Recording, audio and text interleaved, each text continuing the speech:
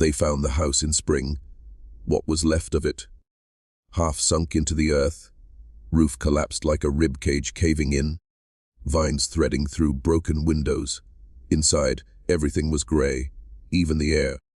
The sheriff who went in first said the floor was soft beneath his boots, like walking over a graveyard that hadn't finished swallowing. There were bones under the kitchen table, small ones, not animal, and in the back room, nailed to the wall with a rusted horseshoe, was a photograph. 4 faces, 3 children, none smiling, all with the same eyes, pale, vacant, washed out blue.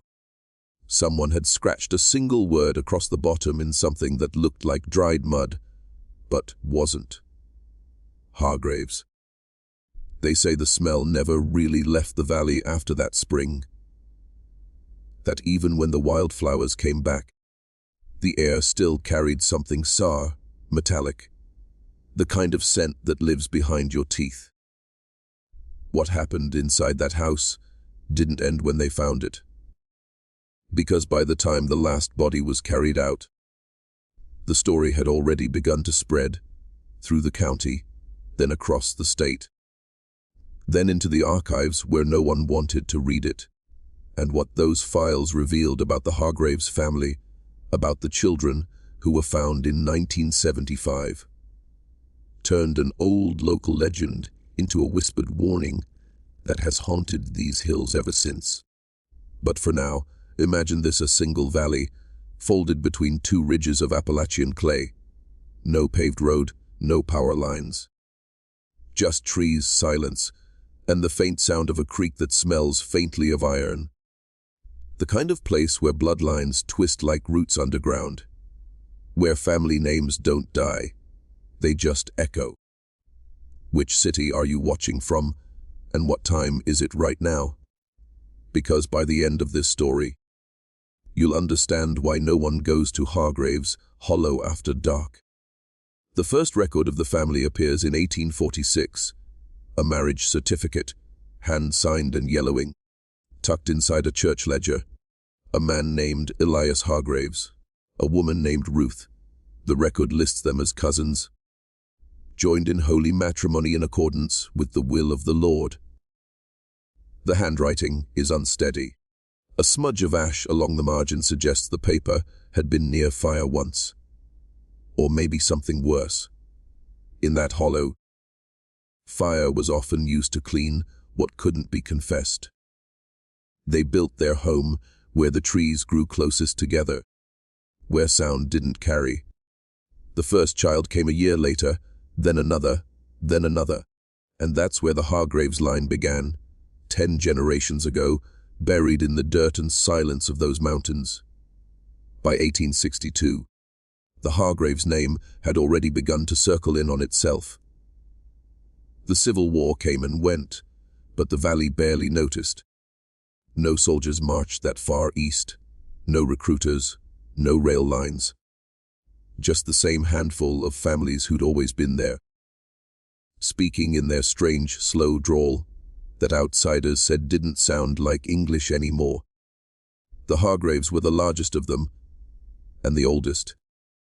Their land ran from the creek to the ridge, 100 acres of thin soil and old timber. No one knew exactly how many of them lived there at any given time.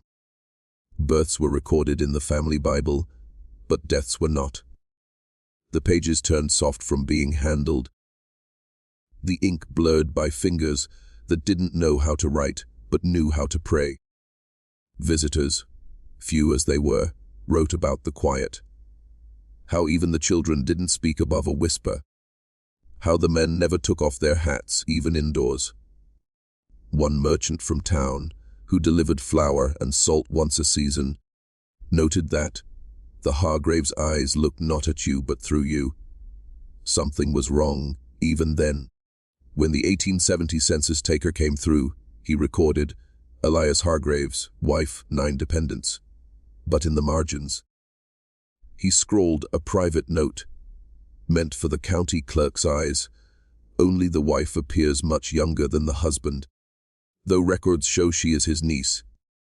From there, the paper trail fades. Years dissolve into each other. By the time electricity reached the nearest town, the Hargraves were already 2 generations deep into themselves. Brothers marrying nieces, cousins to cousins. Their faces beginning to resemble each other more closely than faces should. The line between mother and sister blurring until it meant nothing at all. And yet, somehow, they thrived. The crops grew. The creek ran. The women kept giving birth. But the children, people remembered them differently. A midwife from the next valley over refused to return after her 3rd visit. She said the babies didn't cry when they were born. Not a sound. Their skin too pale, their veins too visible.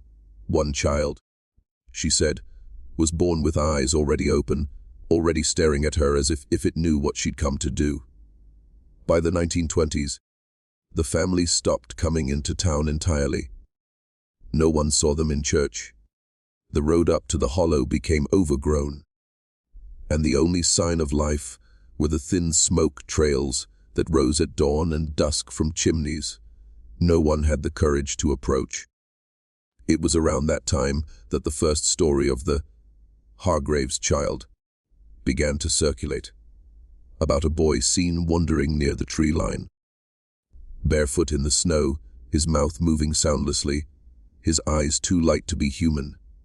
But that was only the beginning, because the real horror didn't start until the next generation came of age. By the time the 1940s rolled in, the Hargraves Hollow had vanished from most county maps. Roads that once led to it were reclaimed by the forest, fences devoured by moss. Locals began referring to it as the place where sound goes to die. Old-timers said that, if you stood near the ridge on a windless night, you could hear something, faint voices, murmuring, rhythmic, not speech, not singing, something in between, like prayer but older. A traveling preacher once tried to find the source. His name was Reverend Collins, a man who'd walked every backroad church from Georgia to Tennessee.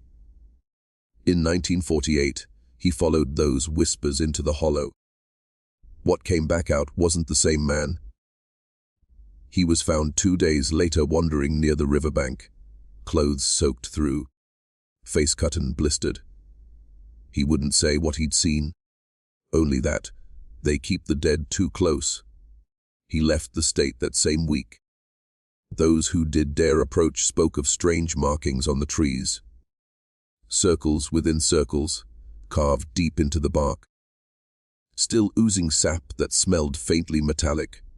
Beneath them, small piles of stones arranged in patterns that made no sense.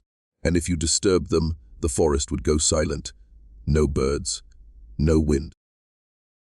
When the county health department tried to send inspectors, after rumors of sickness in the area, they never made it past the second bridge. The river was rising that week, swollen and brown. Their truck stalled, and when they tried to call for help, the radio only hissed, like something breathing. So the Hargraves were left alone. It wasn't until 1953 that anyone saw them again.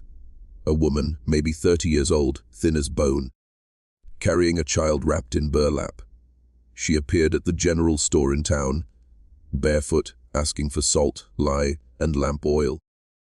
The shopkeeper remembered her eyes, pale as skimmed milk, like the light had burned right through them. When he asked her name, she hesitated before saying, "We're still Hargraves."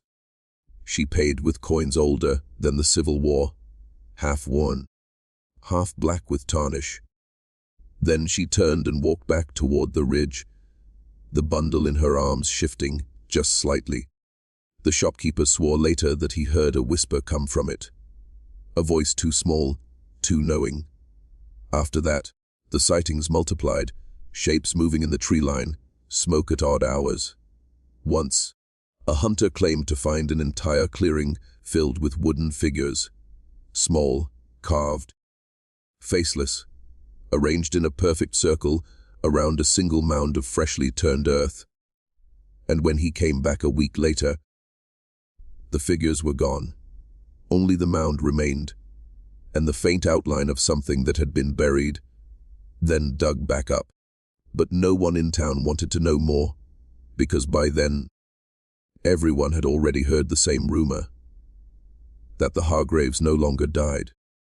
It was in the spring of 1961 when the first government file on the Hargraves appeared, stamped with the words, "For internal review only."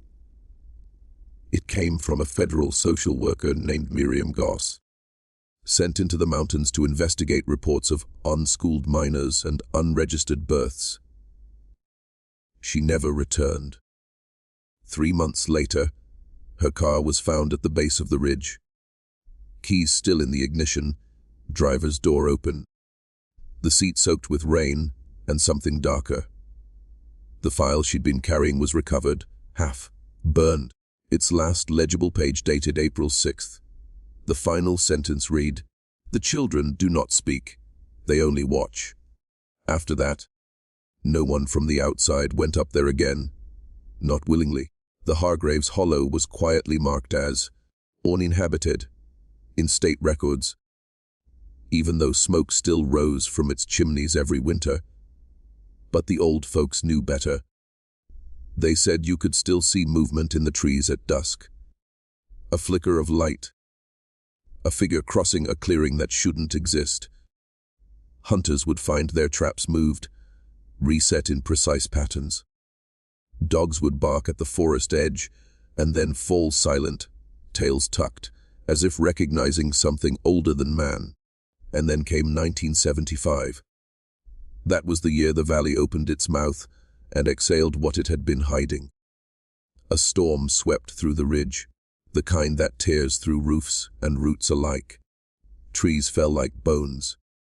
The old Hargraves house, the one Elias built a century before, gave in to gravity and rot.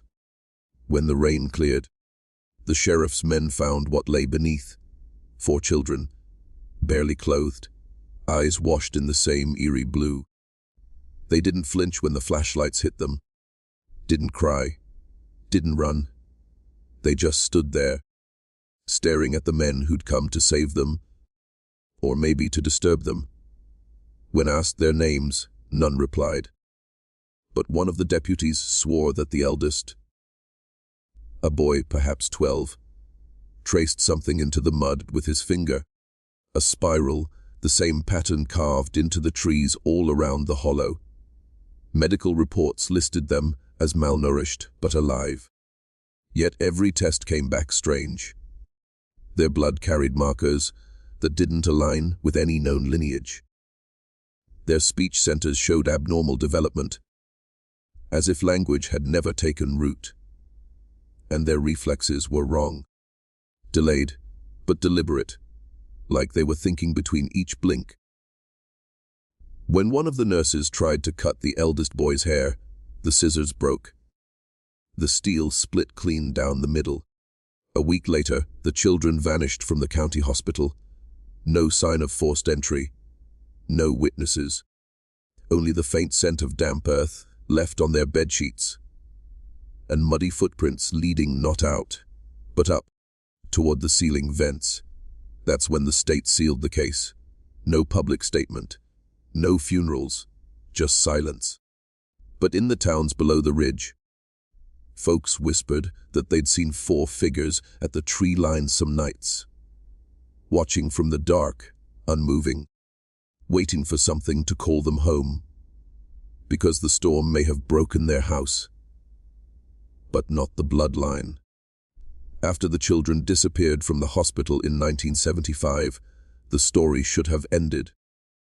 It should have been another rural tragedy filed away beneath a layer of bureaucratic dust. But the Hargraves never faded the way dead families do. They lingered. In files, in whispers, in the sudden cold breath that passes through the valley when no wind is moving.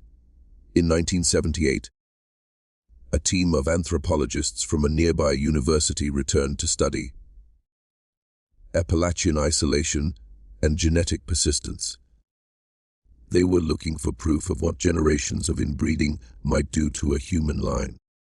What they found, or rather, what they recorded before disappearing, was something else entirely. Their journals survived. Barely. Torn, waterlogged, recovered months later, in a dry creek bed 15 miles from the ridge. The handwriting slanted and erratic.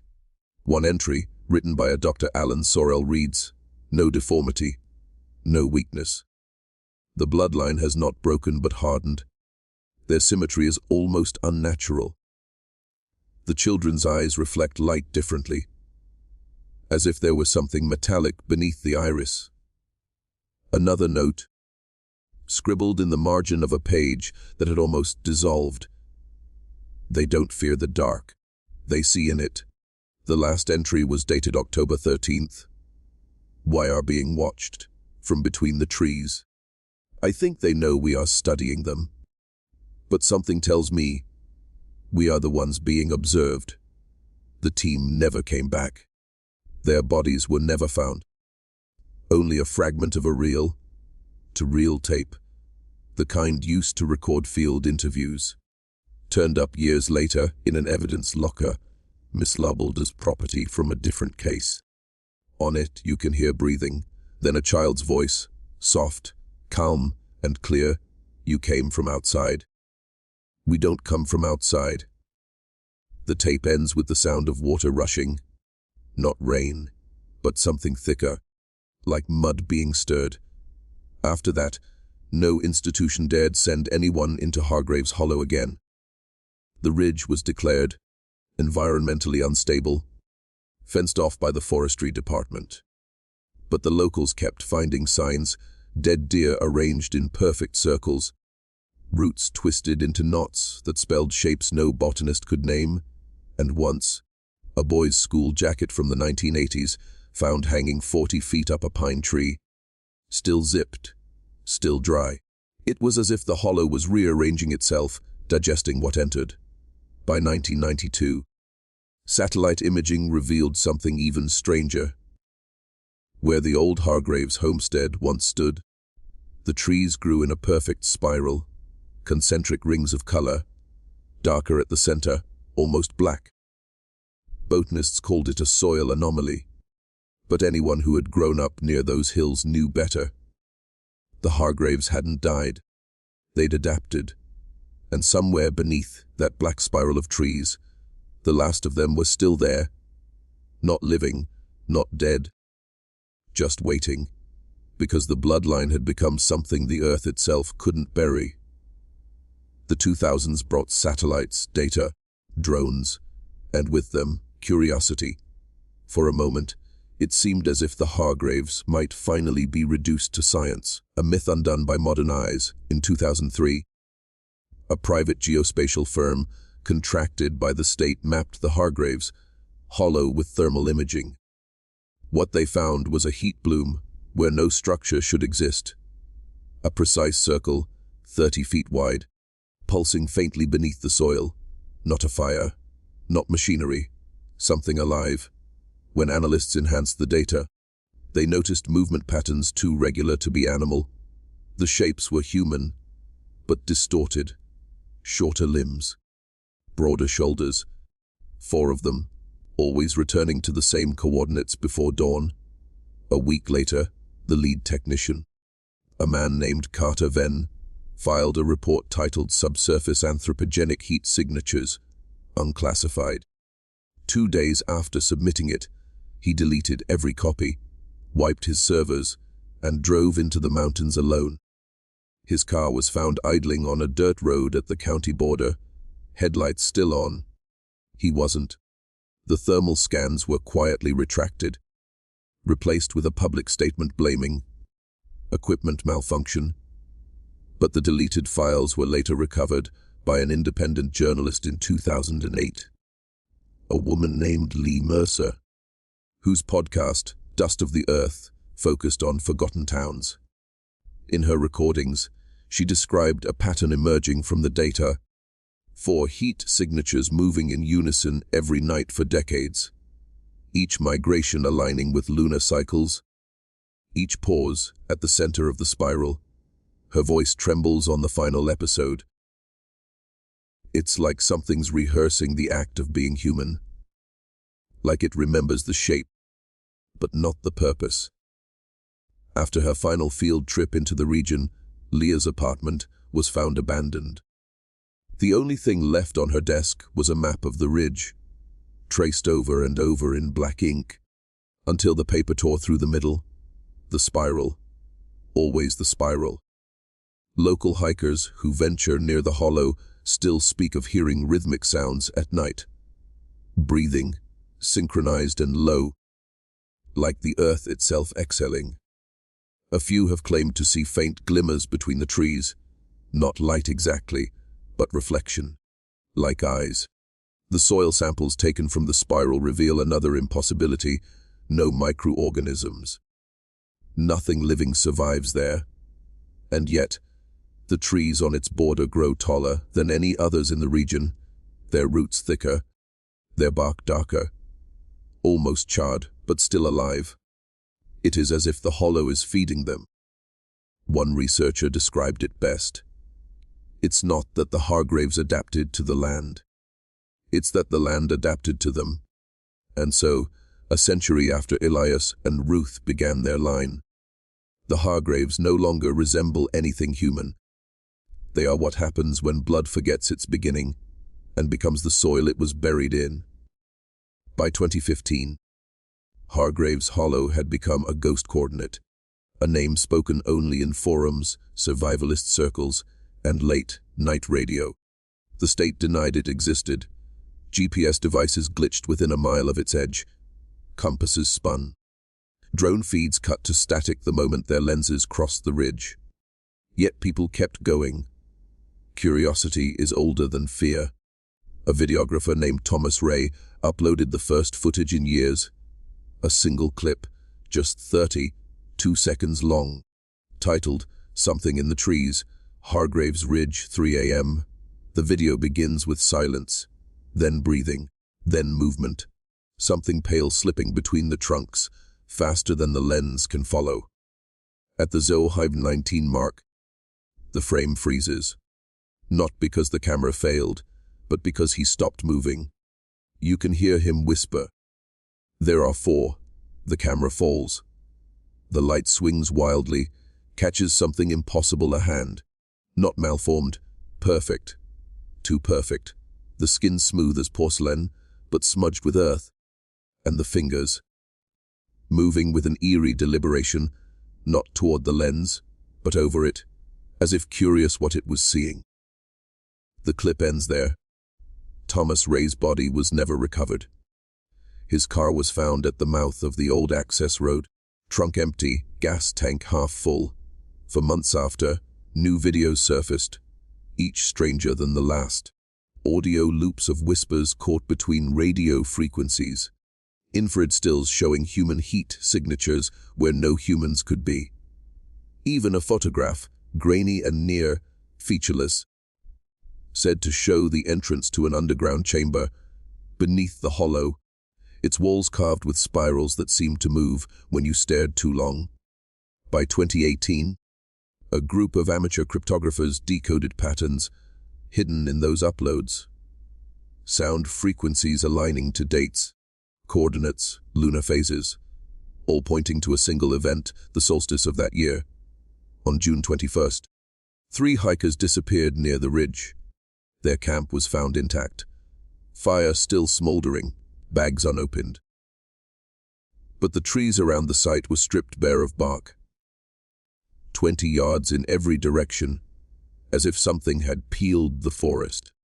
Investigators said the air smelled of wet metal, and beneath the dirt, they found prints, not footprints, not animal tracks, but impressions shaped like hands dragging across the earth. Thousands of them. The local sheriff resigned the next day. His final statement: "They're not gone. They're waiting for us to remember them." After that, access to the ridge was closed permanently, but satellite images showed something new. The spiral, that dark wound in the forest, had widened. It now covered the entire hollow, and at its center was light. Not fire, not electricity. A dull, pulsing glow, breathing like the heartbeat of something buried but not dead. The Hargraves had not perished in isolation. They had completed the cycle their blood demanded. The family was no longer a family.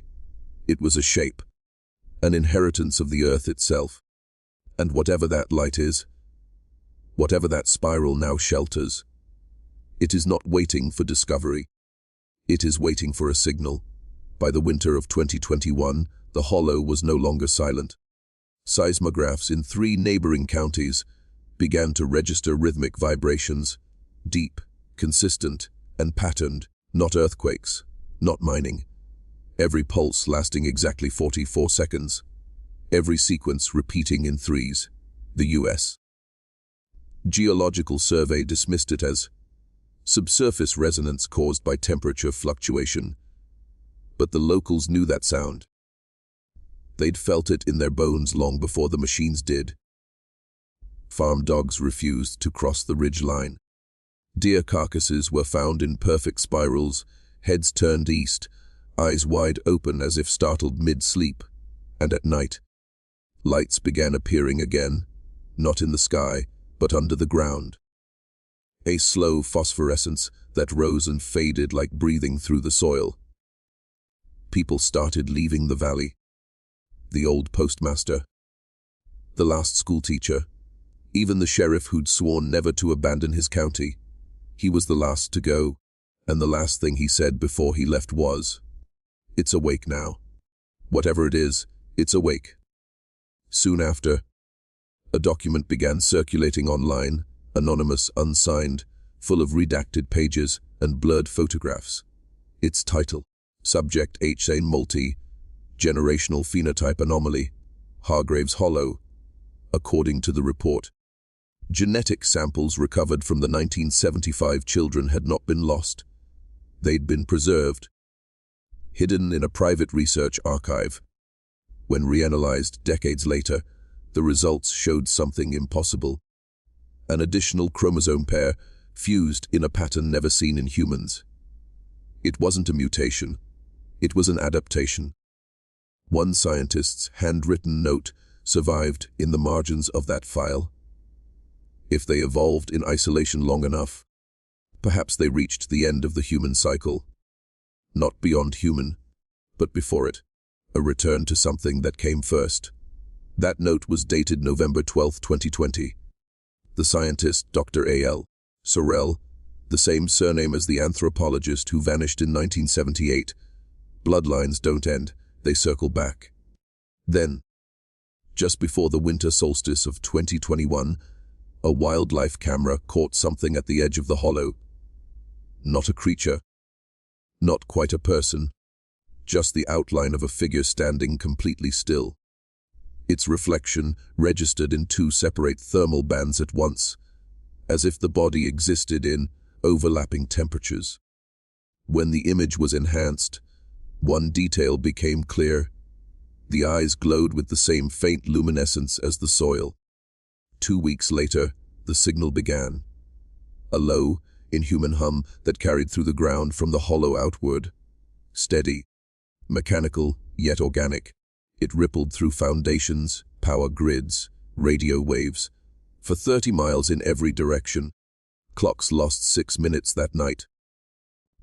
Those who lived nearest the ridge said they woke to find a faint spiral traced into the frost on their windows. The same spiral that Elias Hargraves had carved into trees over a century before. The same spiral found in the mud by the boy who never spoke. The same spiral that now, somehow, hums beneath the soil like a heartbeat too large to belong to anything still human. Because the Hargraves had become more than a family. They had become a memory in the land itself, and that memory had learned to move. Spring came late to the ridge in 2025. Snow lingered long after it should have melted, crusting the ground like salt over a wound that refused to close. The air carried no birdsong, no wind, just the faint, steady pulse rising from the hollow below. Those who'd remained in the nearby towns said the sound no longer came from beneath the earth. It was inside things now, vibrating through water pipes, through glass, through bone. People complained of dreams that were not their own, of standing barefoot in dark soil and feeling a heartbeat that matched their own perfectly. In March, a maintenance crew clearing power lines near the old ridge road unearthed something strange, a doorway. Half buried in mud and roots, carved into the side of the slope. Smooth stone, black as pitch, colder than the air around it. The spiral was etched into its center. The workers reported it, but by the time the county team arrived, the doorway was gone. The slope had collapsed, clean, as though something beneath had pulled the earth inward, swallowing itself whole. Yet for days after, people found things washed up along the creek that ran from the hollow fragments of glassy stone, teeth too human to be animal, and small pieces of porcelain with holes through their centers, as if once threaded together like beads. Then came the footage. A motion-triggered camera set up by an amateur tracker 2 miles south of the hollow captured just 6 seconds before the lens shattered from within. It showed a figure walking out of the fog, naked, hairless, skin the color of wet clay. Its movements were wrong, not clumsy, not smooth, like it was remembering how to be a body. And behind it, the faint light of the spiral pulsed through the mist, beating in time with the camera's static hum. The footage ends with the figure looking directly into the lens. And in that last frame, if you slow it down enough, you can see something reflected in its eyes. 4 more shapes, standing behind it. After that, the government sealed the entire valley under the guise of a geological containment initiative. All access roads were buried, all remaining residents relocated, but the sound never stopped. Reports of the hum came in from further away each month, then from other counties, then other states. It spread the way roots do, quietly, invisibly beneath everything. And in its rhythm, researchers noticed a pattern. The intervals between pulses matched the gestational cycle of a human child. 9 months, 9 beats. The last recorded tremor came on October 23, 2024, then silence. For weeks, the ridge lay quiet, until one dawn. Satellite imagery showed the spiral had collapsed entirely. No trees, no soil, just a perfect black circle, and at its center, something new had appeared. A structure, not wood, not stone, something organic yet deliberate, built, not grown. Its outline was unmistakable: a house, 4 walls, 1 roof, and smoke, thin, white, rising from its chimney. The records end there, but local hikers say that on clear nights, if you stand on the western ridge and look down into that perfect black hollow, you can still see a flicker of movement inside the house. A woman at the window, 3 children behind her, all with the same pale eyes, all watching, waiting for the world to remember their name, the Hargraves, the bloodline that refused to end, the family that became the land itself, and the land that, someday soon, might remember how to breathe again.